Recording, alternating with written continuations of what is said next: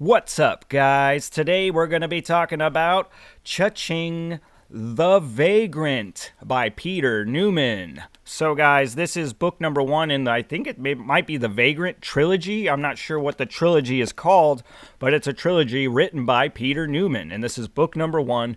I originally picked this thing up a while back because it reminded me of Lone Wolf and Cub.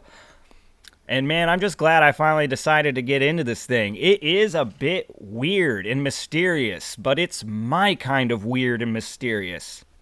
Let's get into it. So, like I mentioned, The Vagrant is a mysterious kind of story, and it really just thrusts you right into the world right out the gate. And so we are following The Vagrant, and we don't know much about this guy. Right out the gate, we kind of understand that he's a man of very few words. In fact, he's mute. This is a very interesting take on a protagonist because I do think throughout the story it shows that actions speak louder than words. Now we will follow the Vagrant as he makes his trek across a very post-apocalyptic landscape. This place is just extremely torn by war. And we will get to learn kind of the ins and outs of all that and how it came to be along the way. Now, also along the way, the very interesting thing is some of the company that the Vagrant keeps. Probably the most interesting being a little baby. Not as less interesting, but also a goat, a very stubborn goat. And the Vagrant also carries with him a sword, one that has a whole lot of history that we will learn about along the way. One of the first things that grabbed me right out the gate and I really enjoyed about this book was not only Peter Newman's prose, like the way he writes, his style was awesome. It's epic at times, and it's just mysterious at times. It was a perfect little mixed mesh of things that was just hitting me in all the right places. But also, he's telling this thing in present tense, and I really think that you feel that. It draws you into the moment, and it makes it feel like it's happening now.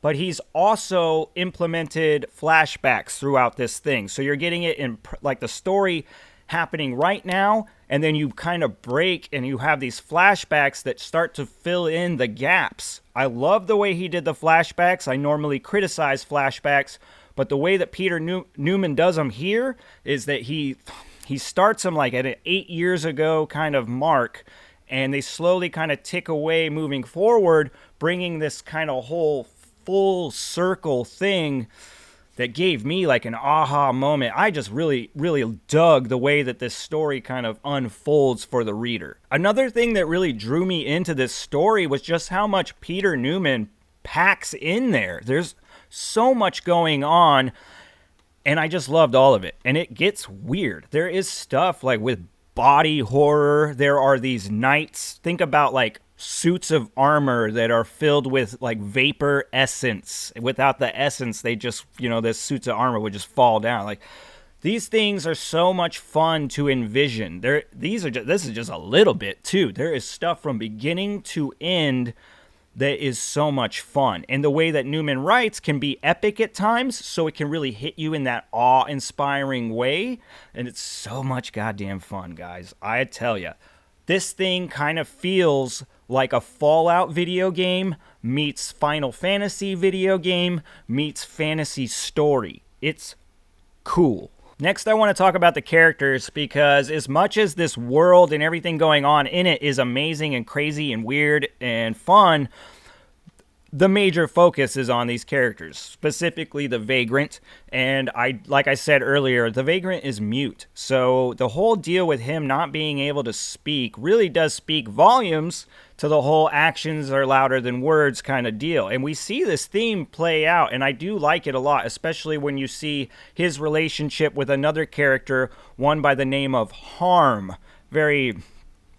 You'll find out about the name later. But this relationship between the Vagrant and Harm is one that starts out not on good terms. But like I said, you see where the Vagrant just by being the Vagrant, brings out the better in people, and I really liked watching that throughout this story. So the Vagrant is a great character to follow. Yeah, he's not. You're not going to get dialogue from him, but that doesn't make him not interesting. I think that going into the story, that was actually maybe a possible concern from me. Not being able to have a single lick of dialogue from your main character.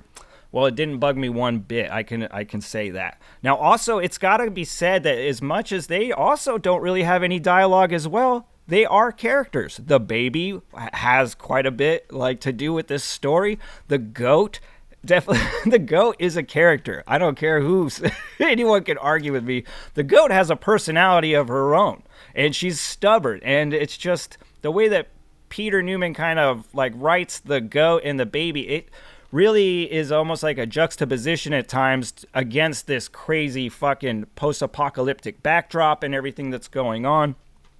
So it is kind of fun. As much as this can be a dark ride, it can also be kind of heartfelt and fun too, because of this colorful cast of characters. Now there's just a slew of people here, and one that was really intriguing to me that we don't get a whole lot, but this is a trilogy, guys, but one of the flashbacks talks about this group called the Seven, and there was one of these members known as Gamma, and her parts in here were definitely some of my favorites. This goes back into that where the imagery will stick with me forever, and Gamma, god damn, she is cool as shit. Another character I really loved following around was the commander of these knights, these Essence Vapor Knights. This guy was so much goddamn fun to envision. Like I said, so much stuff that Peter Newman does here in the book, especially with these characters, will just stick with me probably forever. The one thing I found probably as the biggest problem I found with the book was about 3/4 in, the pacing kind of slowed down for me. I do think that the pacing was really well done up until this point, and it just, for whatever reason, the things that he was doing and kind of where the story was going, it just felt slow and like it was dragging. But Peter Newman does pick it back up, and I do think that it finishes super fucking strong. He pulled me back in by the end. But there is this chunk that just didn't feel as smooth as the rest of the book. So I have to say that.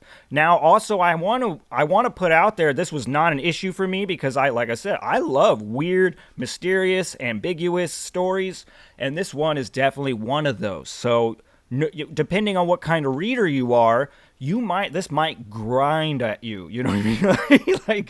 You might not not getting all the goddamn answers right out the gate in book one. I haven't read the rest of the trilogy, guys, so I don't know what all Peter Newman throws at us, but there are certainly things. He brings you a very broad, huge world with history, but there's kind of threads and loose ends all over the fucking place, or just things that have gone unsaid. So there's a lot of question marks, and some people just don't like that. They don't like it at all. Me, I didn't have a problem with any of the question marks that were still left in my head at the end. In fact, I think I just liked it even more for its ambiguousness. Is that a word? Fucking is now. Now, as far as my 2 cents for the slow and the struggling, I kind of want to tell you guys to pump your brakes. Peter Newman's style is epic, and maybe not the easiest to digest, but that's okay. It also could be kind of put into the challenge category. But also the story is a bit strange and ambiguous, so it can also be kind of confusing. So if you're struggling, I wouldn't want to kind of give you this kind of story. I want to give you a little bit more of a straightforward one, but by all means, if you guys are at that point where you've devoured quite a bit of shit and you feel like you're ready for a challenge, this could be a good book for you because it is present tense. That will bring a challenge in itself.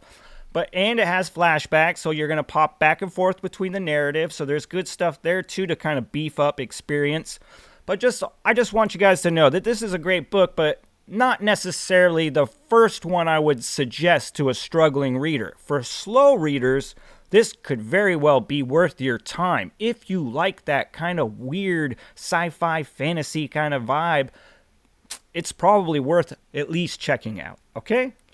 Okay. Well, as always, guys, thanks for spending some time down here at the channel. And to Peter Newman, a kadoosh, 2 thumbs up. Bam! I really enjoyed the hell out of this one. Hey man, if the, do the thing with the stuff and down there, thingies, you know. I don't fucking need to tell you. Yeah, baby, oh baby, baby.